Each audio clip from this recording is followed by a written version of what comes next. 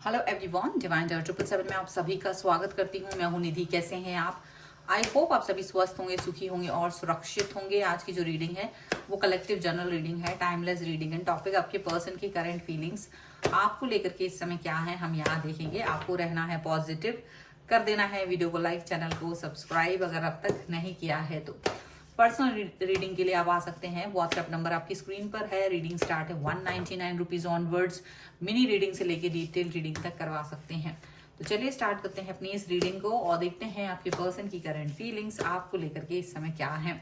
So angels, universe and divine please guide करिए मुझे और बताएं जो मेरे व्यूअर्स हैं उनके पर्सन उनके बारे में अभी क्या सोच रहे हैं। तो आप पॉजिटिव रहिए, तब तक हम कार्ड्स को यहाँ निकालते हैं और देखते हैं उनकी फीलिंग्स आपको लेकर के क्या हैं। 5 of cups, 8 of cups, the wheel, justice, okay, 3 of wands, 2 of cups, 5 of swords and 2 of swords का भी कार्ड है। दोनों एक साथ आ गए हैं तो ले लिए हैं। And 8 of wands and queen of wands। Okay, तो हम सबसे पहले इनकी राशियों की बात कर लेते हैं। ये person Aries, Leo, Sagittarius, Libra, Aquarius, Jaimini and cancer, Scorpio, Pisces के ये पर्सन हो सकते हैं। लिब्रा यहाँ पर स्ट्रॉन्ग नजर आ रहे हैं। और यहाँ जो कार्ड है वो है queen of cups, the hermit and the renewal. तो ऐसा लग रहा है कि आपके जो पर्सन है वो काफी कुछ सोच रहे हैं, सोच विचार कर रहे हैं। और आपका जो प्यार है, आपका जो लविंग केयरिंग नेचर है वो उससे प्रभावित हो रहे हैं या उसको याद कर रहे हैं, उसको मिस कर रहे हैं। और आपके साथ फिर से एक बार जैसे पुरानी बातों को छोड़ करके, पुरानी बातों को भुला करके आगे बढ़ने की जो उनकी ख्वाहिश है वो कहीं ना कहीं जाग रही है। वो कहीं ना कहीं क्लियरिटी चाहते हैं लाइफ में आपको और अपने रिश्तों को लेकर के। हो सकता है इस पर फोकस कर रहे हैं, इस पर काम कर रहे हैं, इस पर कुछ वर्क करने की सोच रहे हैं। यहाँ पर ऐसा दिख रहा है। ऐसा लग रहा है जैसे आप लोगों के बीच में कुछ ना कुछ अनबन, कोई ना कोई रीजन, दुखी होना, सैड होने वाली सिचुएशन रही है। लेकिन ऐसा लग रहा है कि चीजें वो खत्म करके बाहर निकल गए, दरवाजे से बाहर निकल गए। चीजें आपकी तरफ देख नहीं रहे थे। अगर लड़ाई हो गई थी, कोई भी तरीके की मिसअंडरस्टैंडिंग हो गई थी तो वो उस मिसअंडरस्टैंडिंग को बढ़ावा दे रहे थे या उस पर वर्क नहीं कर रहे थे। लेकिन कहीं ना कहीं आप इस चीज के लिए रेडी नहीं थे, क्योंकि ये प्यार है और इसमें दोनों का साथ था। तो ये जो अगर ये नाराजगी है तो इसमें एक तरफा चीजें नहीं होनी चाहिए। आपने ये साफ साफ बोला है कि भाई बात तो अभी खत्म नहीं हुई है, प्रॉपर बात होगी, प्रॉपर तरीके से चीजें होंगी, ऐसे कुछ नहीं होगा। क्योंकि कोई भी गलतफहमी किसी भी रिश्ते को खत्म नहीं कर सकती है। और आपको ये बिलीव है, यही बिलीव आपने इस व्यक्ति को समझाया है कि चीजें ऐसे नहीं है कि आपके टर्म्स एंड कंडीशंस पर चलेंगी और आपके ही टर्म्स एंड कंडीशंस पे खत्म हो जाएंगी। चीजें दोनों तरफ से म्यूचुअल अंडरस्टैंडिंग से चली हैं एंड म्यूचुअल अंडरस्टैंडिंग से ही आगे बढ़ेंगी। देयर इज नो कि आप कहें कि मुझे रिश्ता खत्म करना है और आप अपनी लाइफ में आगे बढ़ जाएं।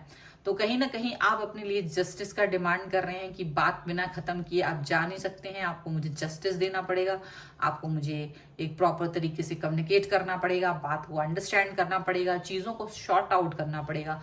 और जो गलत टाइम चल रहा है उसको हमें आगे बढ़ाना है, प्रॉपर टाइमिंग लेके आना है। क्योंकि आपके दिल में एक बिलीव है, आपके दिल में एक ट्रस्ट है, आपको यकीन नहीं है कि ऐसा कुछ भी हो सकता है जो आपके रिलेशन को खराब कर सकता है। ऐसा कुछ भी हो सकता है जो आपके रिश्तों को खराब कर सकता है।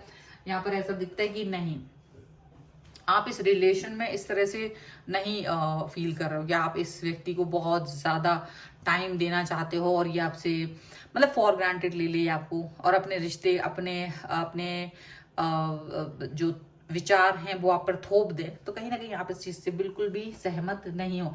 ये आपको समझाने की कोशिश कर रहे थे कि देखो मुझे तुमसे नाराजगी है, तुमसे ये है, तो आप उस चीज पर वर्क ही नहीं कर रहे थे, आप इसको एक्सेप्ट ही नहीं कर रहे थे। आप कहते भाई ठीक है आप टाइम ले लीजिए, लेकिन मुझे ये बात ऐसा नहीं हुआ कि आप बाद में खत्म करके आगे निकल जाओ, किसी और के साथ रहो। क्योंकि इन द एंड तो आप किसी ना किसी के साथ अपना लाइफ देखोगे ना, कोई हस्बैंड वाइफ कुछ तो होगा और उसके साथ तो आप रहोगे ही। और जब आप उसके साथ रहेंगे तो क्या आपके बीच में लड़ाइयाँ नहीं होंगी, मिसअंडरस्टैंडिंग नहीं होगी, तो क्या बात बात पे उसे घर से बाहर निकालेंगे आप?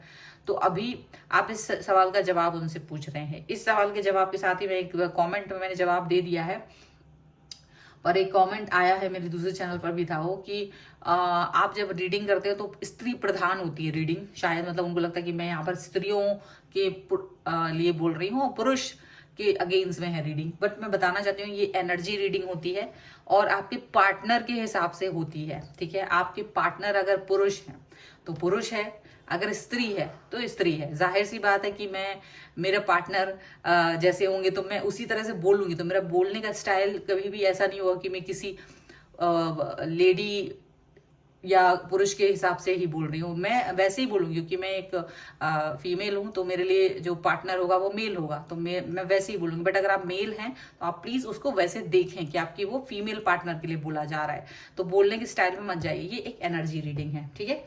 तो यहाँ पर ऐसा ही दिख रहा है कि भाई बात को खत्म नहीं कर रहा है। अब आप मेल हैं तो आप बात खत्म नहीं करना चाहते, आप फीमेल हैं तो भी आप बात खत्म नहीं करना चाहते।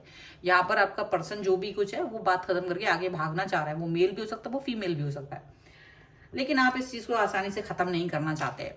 वो कंफ्यूज हो चुके हैं अब इस चीज को लेकर के कि उन्हें करना क्या है। वो कंफ्यूज हो चुके हैं कि क्या उन्हें आगे बढ़ना चाहिए, क्या नहीं बढ़ना चाहिए। क्रॉस करके बैठे, बहुत ज्यादा उनको ये चीज समझ नहीं आ रही कि वो क्या करें, ठीक है। अब यहाँ पर ऐसा दिख रहा है कि आपके जो पर्सन है वो एक तरह से एक संबंध को प्रॉपर तरीके से चलाना नहीं चाह रहा है, आपको ऐसा लग रहा है। और बात मतलब बीच में कट करके भाग रहे हैं, क्योंकि ये बहुत दिन से आपको छोड़कर भागने की कोशिश करते थे। कुछ भी बात होती थी, बैग उठाया भाग गए, मैसेज नहीं करना, कॉल नहीं करना, आपको कॉर्नर कर देना, आपको सवालों का जवाब नहीं देना, मैसेज इग्नोर कर देना, 4 बातें पूछना तो उसमें से एक का जवाब देना बड़ी मुश्किल से। मतलब आप समझ रहे थे कि ये ना आप में इंटरेस्ट नहीं लेते हैं, तो वो चीज़ आपको पसंद नहीं आ रही थी कि आप अपना इंटरेस्ट जो है आप अपनी मनमर्जी से ले और आप अपनी मनमर्जी के हिसाब से रिश्ता चलाए, तो ये चीज़ आपको एक्सेप्ट नहीं है किसी भी कीमत पर। और आपने ये चीज़ ही अपने पर्सन को बोली है कि आप इस तरह से रिश्तों को नहीं चला सकते हैं। यहाँ आपकी लॉयल्टी एंड ऑनेस्टी को वो देख रहे हैं और वो ये भी देख रहे हैं कि आप इस रिश्ते में फिर से रीयूनियन करना चाहते हैं। सीधी सी बात है, रीयूनियन का मतलब ही है कि आप कहना चाह रहे हैं कि भाई मैं इस रिश्ते को मैंने कभी तोड़ा ही नहीं था। आप इस चीज को कैसे कह सकते हो कि रिश्ता खत्म हो गया, रिश्ता टूटा ही नहीं था। और जब रिश्ता टूटा ही नहीं था तो कैसा रीयूनियन और कैसा मतलब अलगाव, कैसा क्या, बात खत्म हुई ही नहीं है, ठीक है। एक उतार चढ़ाव का दौर आया है और उस उतार चढ़ाव को समझा जा सकता है, उसको डिले किया जा सकता है, उस पर वर्क किया जा सकता है। क्योंकि ऐसा तो है नहीं कि मुझे ये पार्टनर पसंद नहीं है, मैं इसको छोड़ के दूसरे पार्टनर के पास जाऊं, वो पसंद नहीं आया तो मैं किसी तीसरे के पास जाऊं, तो इस तरह से तो नहीं चलता है ना। और इस तरह से अगर चलता होता तो फिर आप सोचिए जरा संसार का हाल क्या होता, ठीक है। तो ऐसा नहीं होता है कभी भी। आपके पार्टनर के साथ में अगर आपकी दिक्कत परेशानी है उसको सॉल्व करने की जरूरत है, उसी एक पार्टनर के साथ स्टिक रहने की जरूरत है, ना कि बहुत सारे पार्टनर्स चेंज करना कि कभी ये तो कभी वो। ऐसा नहीं करना होता है क्योंकि ये किसी भी तरीके से वर्क नहीं करता है, ओके। जैसे अगर आपके पेरेंट्स भी हैं, अगर उनके बीच में मतभेद हो जाएंगे तो आप क्या चाहेंगे, माँ अदर चली जाए, पिताजी अलग चले जाएं, वो एक अलग किसी पुरुष के साथ चली जाएं, वो किसी अलग महिला के साथ चले जाएं? नहीं, हम यही चाहेंगे वो आपस में बात करें, बैठे, मसले सुलझाएं और चीजें नॉर्मल हो जाएं।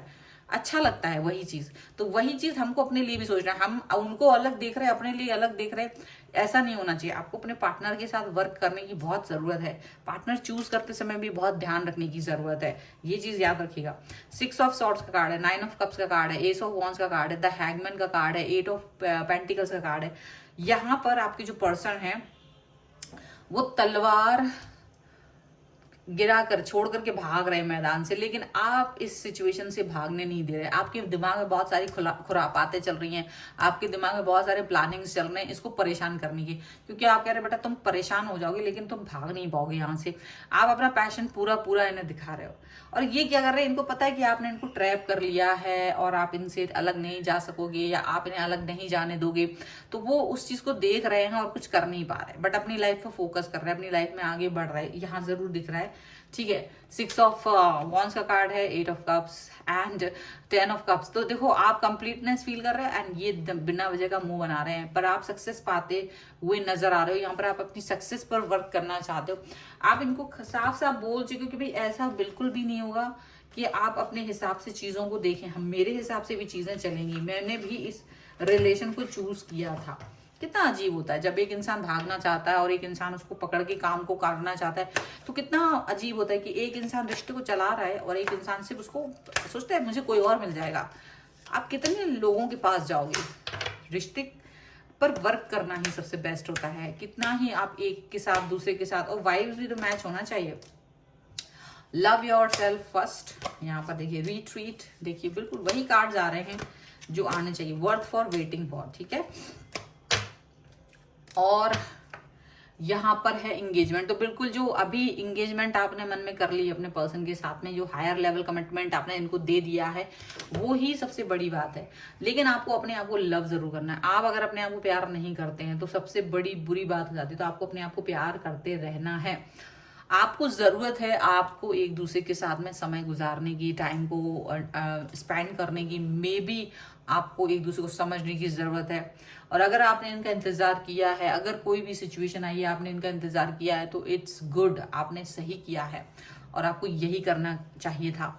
और आप जिस पथ पे चल रहे हैं, इस रिश्ते को खत्म नहीं करना है किसी भी कीमत पर, वो चीज जो है बिल्कुल करेक्ट चल रही है आपकी।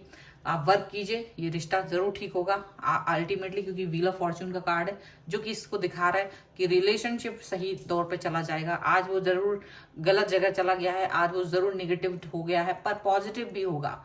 Stick with your parents, partner, not parents. Parents के साथ भी अभी स्टिक रहिए, बट अपने पार्टनर के साथ भी स्टिक रहिए, ठीक है।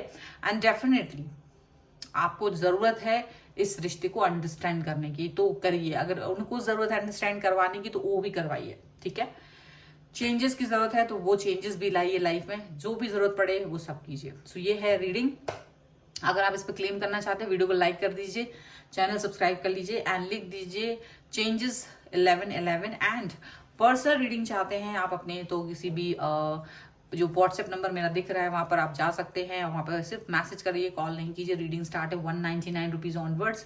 मिनी रीडिंग से लेके डिटेल रीडिंग तक करवा सकते हैं। ये वीडियो आपको कैसा लगा मुझे कमेंट बॉक्स में जरूर बताइएगा। इसके अलावा आप मेरे दूसरे चैनल्स को और इंस्टाग्राम सभी को आप फॉलो कर सकते हैं, सब्सक्राइब कर सकते हैं। सभी का लिंक आपको डिस्क्रिप्शन बॉक्स में मिल जाएगा और स्क्रीन पर भी आपको दिख रहा होगा। मिलते हैं एक नई रीडिंग के साथ जल्द ही, तब तक देखते रहिए Divine Tarot 777। Thank you for watching, bye.